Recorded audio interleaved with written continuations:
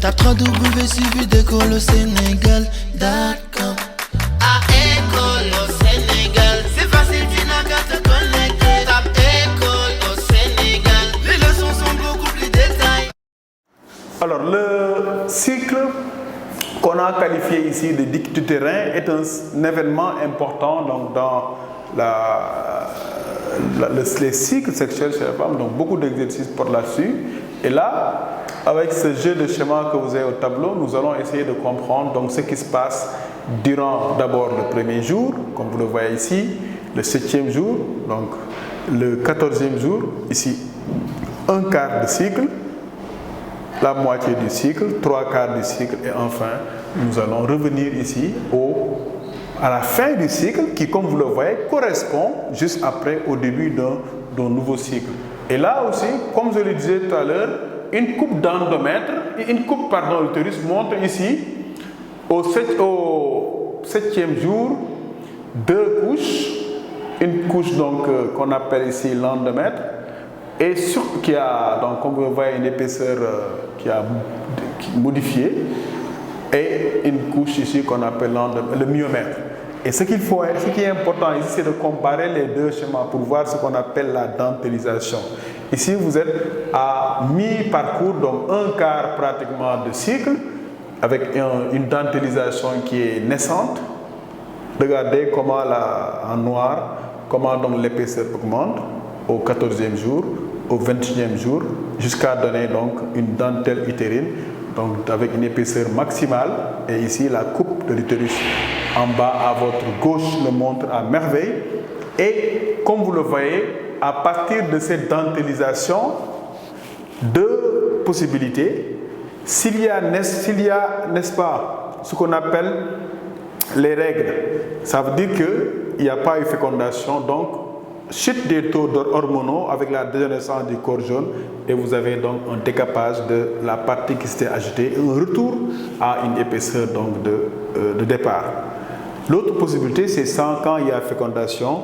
Et bien, quand il y a fécondation, il faut noter qu'il y a un maintien et même un renforcement de la taille donc, de cet utérus qui va permettre d'accueillir après une semaine à peu près ce qu'on appelle donc la cellule œuf qui est devenue entre-temps un petit embryon avec un certain nombre de cellules et permet donc ce qu'on appelle la nidation, c'est-à-dire l'insertion ou l'insèrement donc de ce qu'on appelle l'embryon dans la dentelle utérine pour se développer, donc comme vous le savez, pendant 9 mois. Mais ici, dès le départ, retenez que l'endomètre continue son développement pour préparer la nidation, qui est un phénomène éventuel.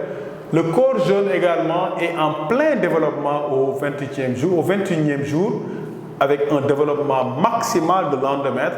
Et bien, ce développement maximal de l'endomètre au 21e jour va avoir donc comme suite une régression. Pourquoi? Parce qu'il y aura, n'est-ce pas, une chute des taux d'œstrogène et de progestérone suite à la dégénérescence de ce qu'on appelle le corps jaune. Voilà pour cette partie.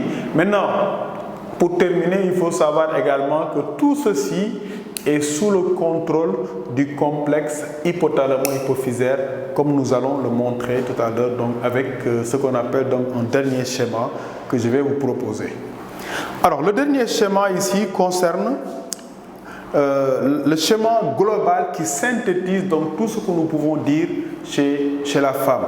Donc, il y a chez la femme, comme vous le voyez, donc vers le haut, 3 phases. Une première phase qu'on appelle la phase folliculaire, une deuxième phase qu'on appelle l'ovulation et une troisième phase donc qu'on appelle la phase lutéinique ou bien phase lutéale. Il faut savoir également que entre le premier et le dernier jour, il y a une durée de 28 jours. Et il y a, concomitamment à ce phénomène donc, qui est la phase terminale avec les cycles sexuels, auparavant, l'élève doit comprendre qu'il y a eu des follicules qui se sont développés avec, comme vous le voyez à votre gauche, des follicules primordiaux. Dans le follicule primordial, on peut reconnaître le noyau, le cytoplasme, les cellules folliculaires qui sont aplaties. Après, on passe à un follicule qu'on qualifie de follicule primaire.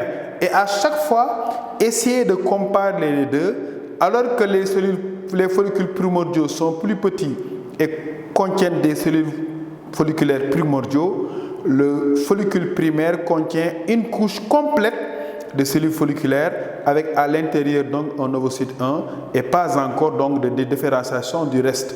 Vous passez à plusieurs couches de cellules folliculaires, vous obtenez une thèque interne fibreuse, externe fibreuse, une thèque interne glandulaire, un ensemble de couches de cellules folliculaires qui forment la granulosa et vous obtenez ce qu'on appelle un follicule secondaire.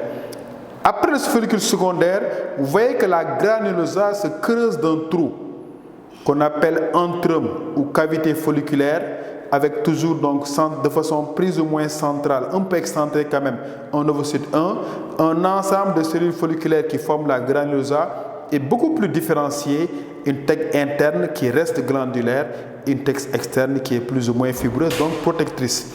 Après la follicule cavitaire, qu'on appelle également follicule tertiaire, vous avez un dernier follicule qui lui est le plus développé, un follicule de grande taille qu'on appelle un follicule mûr, avec toujours, qu'est-ce qui s'est passé? Une grande cavité qui s'est développée grâce à la sécrétion par les cellules folliculaires de liquide qui vont repousser carrément l'ovocyte à la périphérie et permettre d'avoir un follicule mûr qu'on appelle également follicule 2 de Graaff, avec cette fois non pas un ovocyte 1 comme pour les autres follicules, mais un ovocyte 2 qui est donc haploïde comme vous le savez, avec un ovocyte 2 donc bloqué en métaphase 2, une grande cavité folliculaire remplie de liquide folliculaire, mais également deux thèques extrêmement développées, la thèque interne et la thèque externe.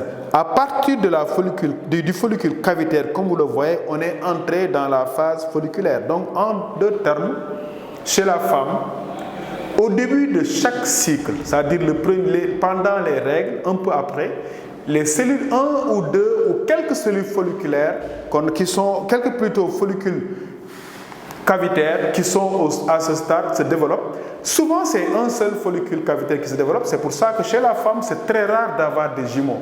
Et les jumeaux dont on parle, il y a deux types de jumeaux. Il y a ce qu'on appelle dans le langage courant les vrais jumeaux. Les vrais jumeaux en biologie, il faut les appeler des jumeaux homozygotiques. D'accord? Et les jumeaux qui sont hétérozygotiques. La différence est fondamentale et les internautes doivent éviter de faire la confusion. Ce n'est pas le nombre de spermatozoïdes qui détermine la naissance ou non de jumeaux. C'est le follicule, c'est l'ovocyte libéré qui va décider de ça, entre guillemets. Puisque chez la femme, sur un cycle de 28 jours, dans 99,9% des cas, la femme libère un seul ovocyte. Mais dans ce cas, il y a deux possibilités. Soit il y a la naissance d'un singleton, c'est-à-dire un seul enfant, soit il y a la naissance de vrais jumeaux. Les vrais jumeaux, leur différence avec les faux jumeaux, c'est que les vrais jumeaux sont issus de deux gamètes identiques. Voilà pourquoi ils ont le même matériel génétique. Alors que les faux jumeaux, eux, sont issus de gamètes qui sont différents. Voilà la différence fondamentale. Mais dans tous les cas, la monospermie est de rigueur. Et comme c'est le hasard qui va jouer entre guillemets encore une fois ici, parce que c'est toujours douteux de parler de hasard dans ces conditions-là, eh bien, il faut savoir que puisqu'il s'agit de deux gamètes, donc il y a trois possibilités. S'il s'agit de deux chromosomes X, des spermatozoïdes X, il y aura la naissance de deux jumelles. S'il s'agit de deux chromosomes Y, ce sera la naissance de deux garçons, des jumeaux donc, qui sont des faux jumeaux. Et enfin, l'autre possibilité, c'est qu'il y ait un chromosome X et un chromosome Y dans les deux spermatozoïdes. Dans ce cas-là, on aura deux jumeaux de sexe différents. C'est pour ça qu'il faut retenir la règle suivante. Les vrais jumeaux sont toujours de même sexe. Ils sont deux filles ou c'est deux garçons.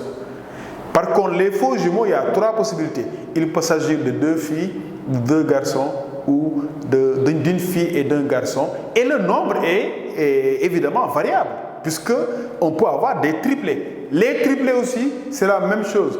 Certaines femmes ont des triplés, les deux sont des vrais jumeaux, le troisième est un faux jumeau. Donc, retenez en règle générale que la naissance de jumeaux dépend de l'origine du gamète.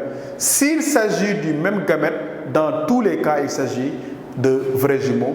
Et s'il s'agit de deux ou de 3 ou plus, eh bien, on a dans ce cas-là ce qu'on appelle des faux jumeaux. Donc, globalement, c'est ça que je voulais préciser parce qu'il y a beaucoup de confusion sur la naissance de jumeaux. Certains élèves, et c'est une erreur majeure, croient que c'est le nombre de spermatozoïdes qui termine. Eh bien, ce n'est pas du tout le cas, comme vous le voyez. C'est plutôt la division cellulaire qui va décider pour les vrais jumeaux et le nombre de gamètes qui va décider pour ce qu'on appelle les faux jumeaux ou jumeaux hétérogamétiques.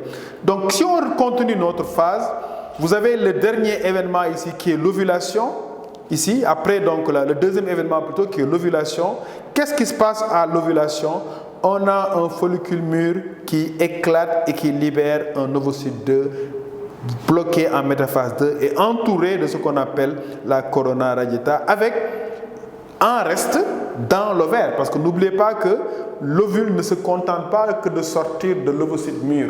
L'ovule sort également et est happé par ce qu'on appelle les pavillons pour se retrouver donc dans le tiers supérieur de ce qu'on appelle les trompes où l'ovule va stagner.